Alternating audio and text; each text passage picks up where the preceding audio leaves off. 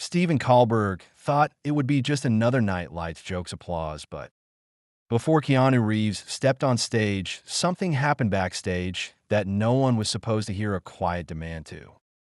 Hide the very thing that had kept him alive across a belief, a silence that carried weight. What followed wasn't a clash, it was a revelation, and by the time Keanu stood up, nothing about the show or its host would ever be the same again. Oh, and before we continue, tell us, what's the one thing you love most about Keanu Reeves? Let us know in the comments. It was a regular Tuesday at the CBS studio, lights, adjusted cameras, calibrated scripts, triplex check. The audience had already begun lining up outside the main hallway, smelled of fresh coffee and hairspray, that familiar backstage cocktail. Inside the makeup room, stylists traded jokes about the night's guests. Everything seemed on schedule. That is until Keanu Reeves arrived. He walked in alone, no assistant, no entourage, just in dark jeans, a black t-shirt, worn boots, and the necklace, that simple cross on a thin silver chain. It hung gently over his shirt like it belonged there, subtle, yet undeniably present, the kind of detail you only really notice when someone tries to erase it. Keanu greeted the crew with a polite nod. He moved through the hallway, silently exchanging small smiles with camera operators and sound techs. Then a young producer, too nervous for his age, suddenly stepped in front of him. "Mr. Reeves," the producer asked, voice overly respectful. Keanu stopped and looked at him. "Can we speak privately? Just a quick word." He led him into a small room, beige walls, a couch that had seen better days. The door clicked shut behind them. "It's nothing major," the producer began, trying to sound casual, though the sweat along his temple said otherwise. "Just a request from upstairs." Keanu waited, still silent. "It's about the necklace," the producer continued. "It's just a visual thing the network prefers to avoid. Religious imagery, particularly Christian symbols. We're aiming for a more universal tone." Silence. The producer forced a smile. "Awkward, of course. It's nothing personal, just a minor adjustment." Keanu lowered his eyes briefly. His hand lifted to the necklace. His fingers touched the small cross gently, almost like checking it was still there. Then he looked back at the producer. "That all?" he asked, voice calm. "Yes, sir. That's all," the young man replied clearly. Relieved, Keanu nodded once and walked out. No promise, no resistance, no reaction. But something in that quiet gesture, touching the cross, lingered in the air. Like an echo backstage, the tension wasn't spoken aloud, but everyone felt it. Whispered questions flew. Is he going to take it off? Why now? Was this a top-down call? The audience was almost fully seated. Laughter, selfies, anticipation. But behind the curtains, something had shifted in the control room. The director stared at the monitors. He sensed it. "Where's Colbert?" he asked into his headset. "On his way," someone replied. "And Reeves?"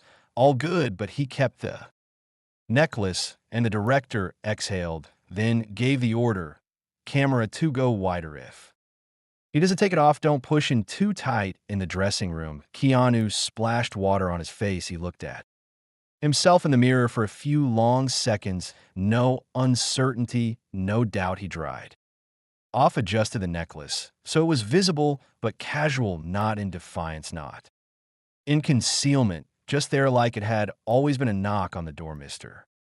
Reeves, we're ready for you." He walked down the hallway with the quiet confidence of someone carrying more than lines and sound bites, a man among many, but bearing something rare, calm that made others uneasy. And then, just before reaching the double doors that led to the stage, there was a moment of stillness. A stagehand gave him a nervous thumbs up. Keanu returned a soft smile, but in his eyes something was shifting. Not anger, not pride, something deeper, something ancient, like premonition. The cameras were about to roll. The lights were locked in, and not even Stephen Colbert was ready for what came next.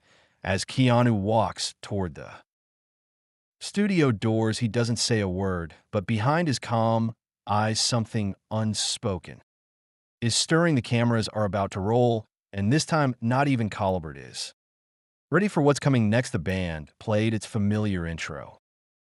Loud and vibrant, the audience clapped in sync, the house lights flaring brighter. As the camera panned across the smiling crowd, Stephen Colbert stepped onto the stage with his signature mix of charisma and confidence, arms wide, a grin already primed for punchlines. Ladies and gentlemen, he called out, the applause roaring. We've got a very special show tonight, an icon, a legend, and rumor has it the nicest guy in Hollywood. Cheers erupted. He waited a beat, then leaned in with a smirk, which means either he's hiding something or he's Canadian laughter. The crowd ate it up. Kula thrived on this rhythm build bait. Release our guest tonight has dodged bullets, battled demons, and time raveled through phone booth. Please welcome Keanu Reeves. Another explosion of cheers. The band shifted seamlessly into a rock riff. The curtains parted. Keanu stepped into the light the same way he did everything without needing it. No wave, no exaggerated smile, just a simple nod, eyes scanning the audience with a warmth that didn't need performance. The cross still hung around his neck. Colbert noticed. Everyone did as Keanu reached center stage and shook his hand. Colbert leaned into the mic with a mock whisper. You brought your necklace. Guess we're going holy tonight. The audience burst into laughter. Some clapped, a few exchanged glances, unsure if it was just a joke or something more. Keanu smiled polite. He didn't answer. He just sat down on the couch across from Colbert. So, Colula said, settling into his chair, let's talk about John Wick 9. Retirement home rampage. Is it true you do all your own stunts, even in orthopedic shoes now? More laughter. Keanu chuckled softly. I haven't slowed down yet. Oh, we know, Colbert replied, mock sincere. Every time you punch someone on screen, an angel gets its wings. The rhythm was fast, easy, familiar. Colbert flipped through cards, talked about film sets, co-stars, wild fans. Keanu answered with grace, occasionally playful, mostly reserved, the way he always was, but something subtle simmered underneath, a quiet knowing. Then the tone shifted. Colbert paused, change card. So he said, I have to ask, you've played a messiah, a demon hunter, a man who came back from the dead. Does that kind of thing ever mess with your head or your beliefs? Keanu tilted his head slightly, surprised but not caught off guard. It's just storytelling, he replied. Sure. Sure. Cola nodded, then leaned in. But the necklace, is that storytelling too? Laughter again, scattered this time. Some uncomfortable. Keanu looked down at the cross, touched it gently. No, he said simply. Colbert let the silence stretch for half a beat too long before covering. Just curious, he said, smiling tight. We try not to get too spiritual on the show. Wouldn't want to lose the atheists. More laughter this time.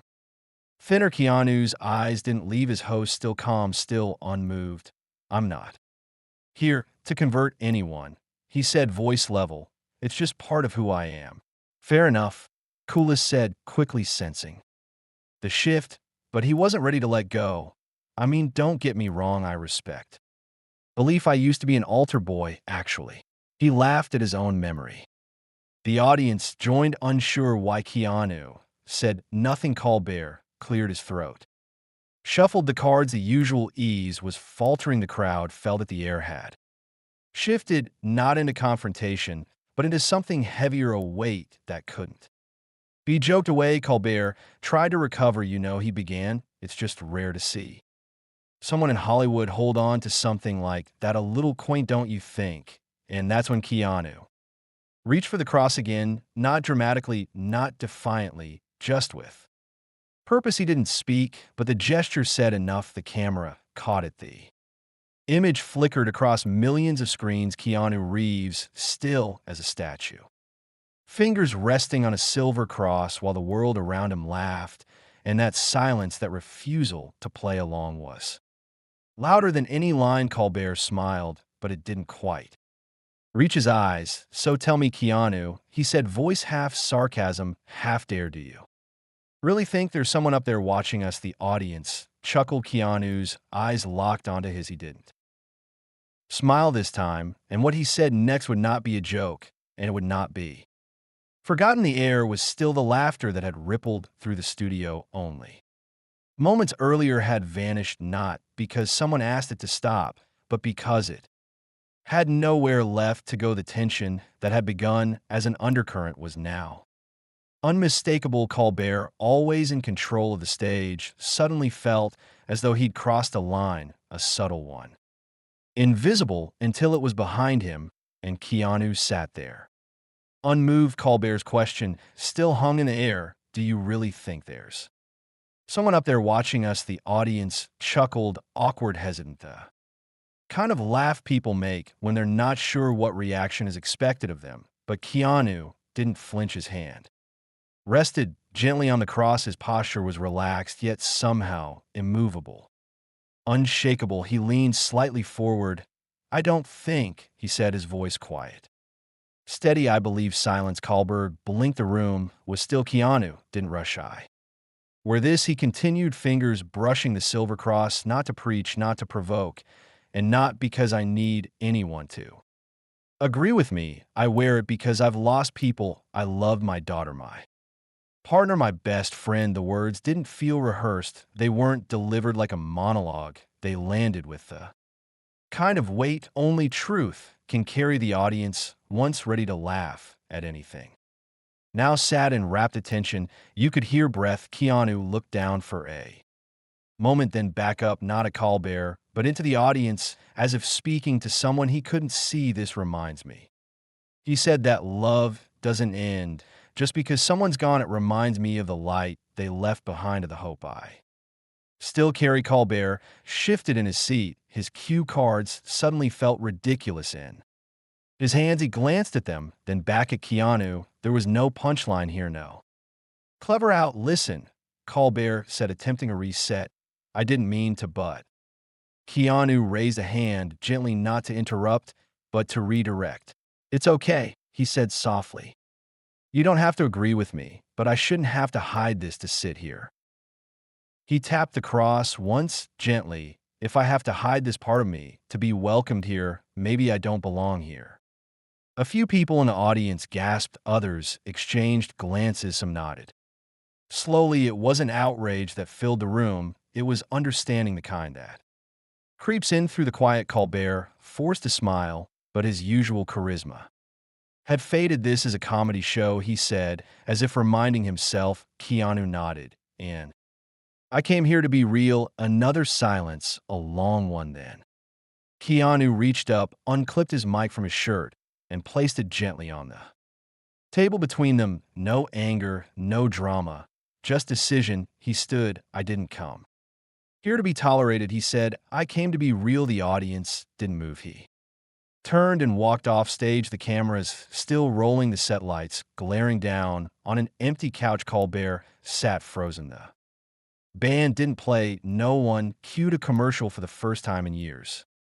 The show had no idea what to do next, and behind the scenes, in control rooms, in green rooms, and the flickering monitors of social media feeds, something had already begun. What no one in that studio knew yet was that the moment Keanu walked off stage, the real story had only just begun. The screen cut to commercial, not with the usual energy, not with a smooth transition, just a jarring fade out. The kind that says something went wrong inside the studio. No one moved at first. The audience sat frozen, confused. Some still had hands mid-clap, others held half smiles, unsure if it had all been a bit of stunning gag. But Keanu wasn't coming back, and Stephen Colbert wasn't smiling backstage. Everything fell into motion at once. Panicked, scrambled, silent, in all the wrong ways. Producers barked into headsets. Interns darted across the floor. Someone dropped a stack of cue cards. A coffee spilled on a keyboard. One of the floor managers looked pale, like he might throw up. Did he leave the building? Someone asked. No, said another. He's in the hallway, just sitting in the control room. The director rubbed his temples. Jesus Christ, he muttered. Cut the spiritual jokes. Cut everything. Do we have backup material? Someone responded. We have the pre-recorded segment with the animal trainer. Run it now. They did. Seconds later, millions of viewers saw Cheerful woman introducing a parrot that could say hello and fake a cough. It didn't matter, no one was watching that. Bird Online, the real show, had already begun, one of the camera operators. Unnoticed in the flurry, had uploaded a short video to their private account. It was blurry, unedited, but clear enough. Keanu Reeves walking off stage, mic still. Clipped to his collar, his final words echoing as he disappeared behind the curtain. I didn't come here to be tolerated, I came to be real. The video spread in minutes, first on Reddit, then Twitter, then Instagram, Facebook, TikTok, everything everywhere all at once. And then came the questions: what happened with Keanu? Why did he walk off Colbert? Was he censored? Is this about religion? Thousands of comments flooded in. Then tens of thousands, some mocked him, others defended him, many simply watched the clip again and again, pausing on the moment his hand touched the cross, on the look in his eyes, on Colbert's reaction. The term Keanu walk-off trended worldwide within 20 minutes. Inside the CBS building, phones buzzed without stop, emails poured, and executives called each other in disbelief. Damage control memos began circulating before the show had even finished airing. Someone from PR leaned into the control room. We need a statement. From who? From everyone in the audience. People started standing up, leaving slowly, like waking from a strange dream. A few lingered near the stage exit. One woman whispered, "He meant it, every word." Another said they tried to shut him down. A man added, that wasn't about religion, that was about respect. Back in the hallway, Keanu sat alone on a black leather bench, hands resting on his knees, the cross still visible. His expression was unreadable. Not angry, not upset, just still, as if he knew this wasn't the end of the story, but the beginning of a different one.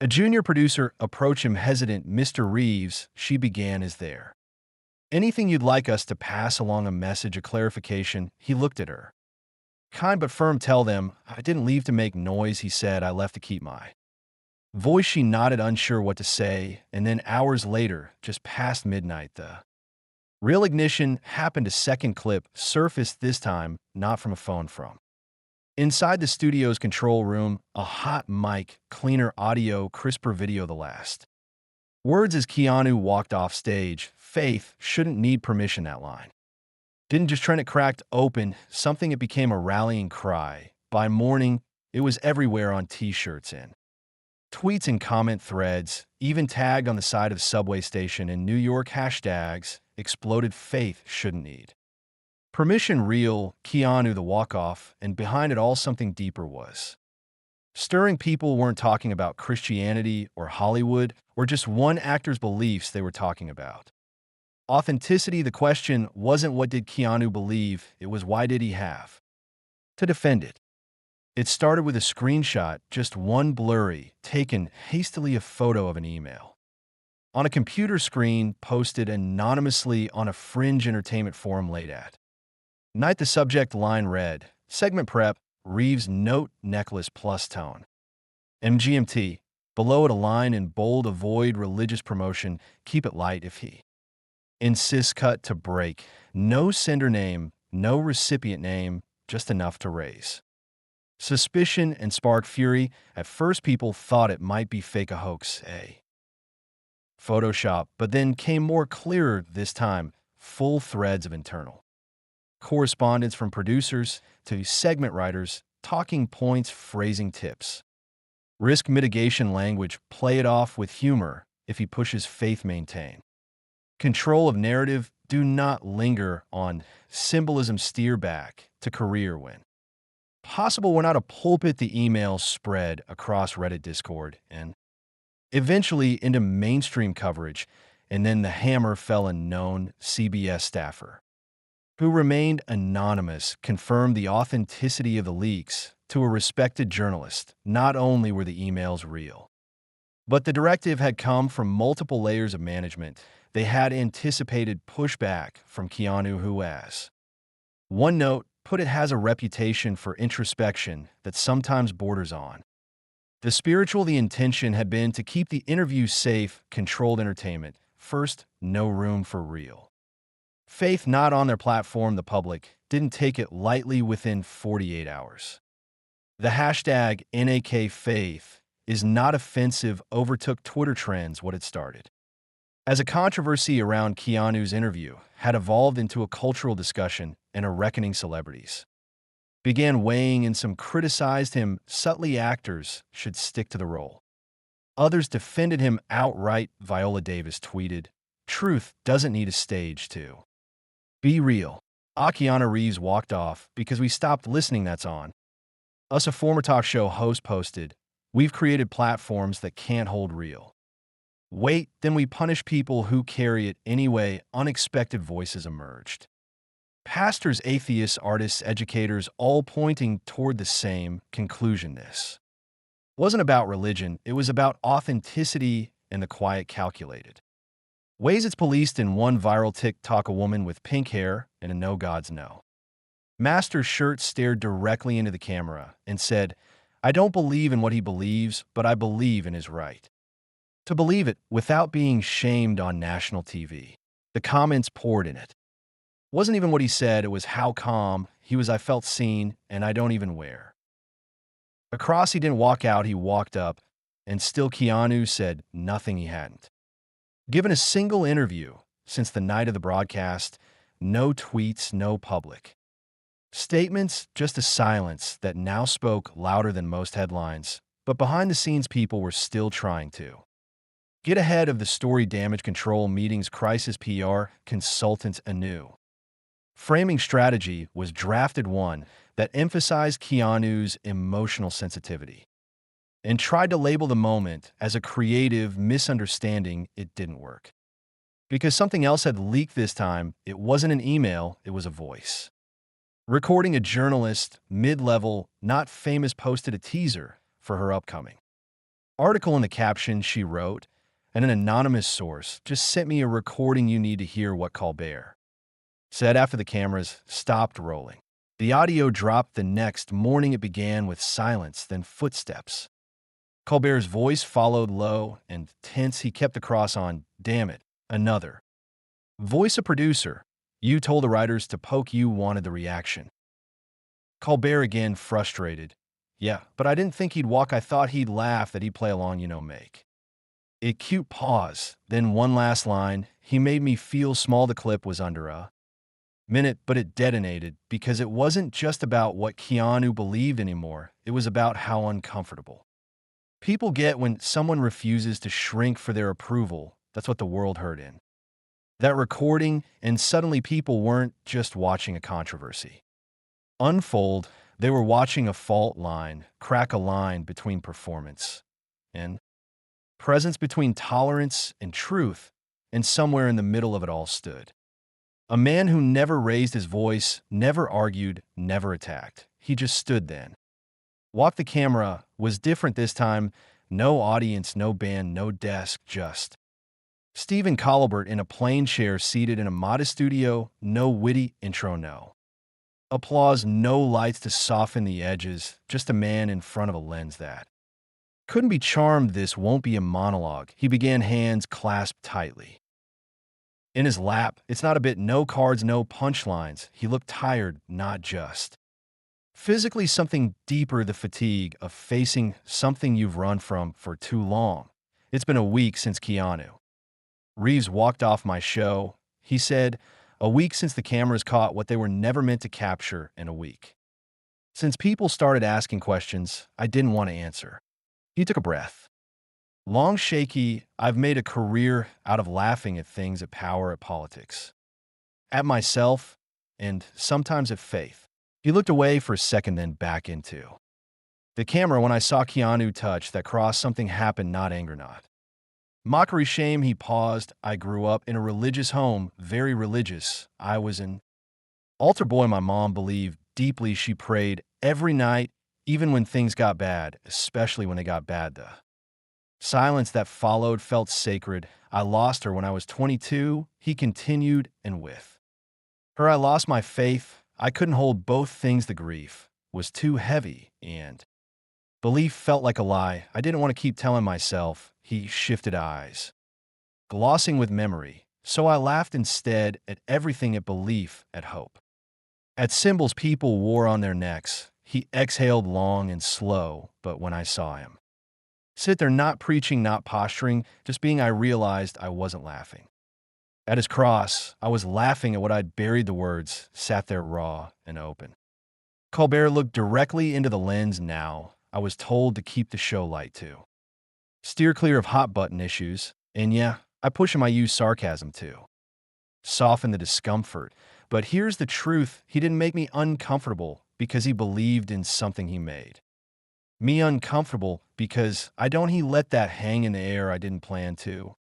Say this, but I owe it to you, and to him, he glanced it down, gathered his thoughts. I don't know if I still believe, he said quietly, but watching him walk away made.